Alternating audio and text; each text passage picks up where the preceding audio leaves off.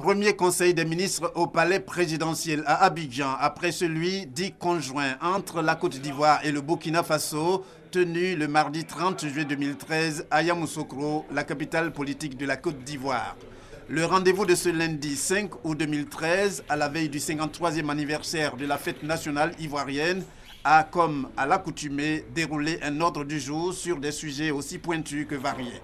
Les maladies liées au travail ont constitué un des points d'ancrage pour parler du décret ou projet de décret pris dans ce sens.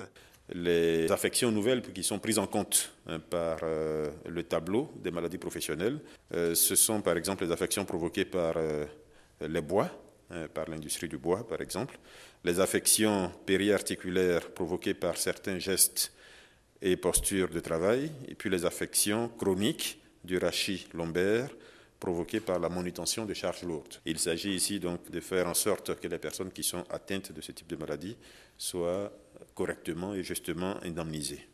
Toujours concernant la santé, il y a eu la décision prise en vue de la lutte contre le trafic illicite des médicaments. La vente illicite de médicaments représente à ce jour jusqu'à 30% de l'activité pharmaceutique en Côte d'Ivoire. C'est à peu près une trentaine de milliards de francs CFA qui sont concernés.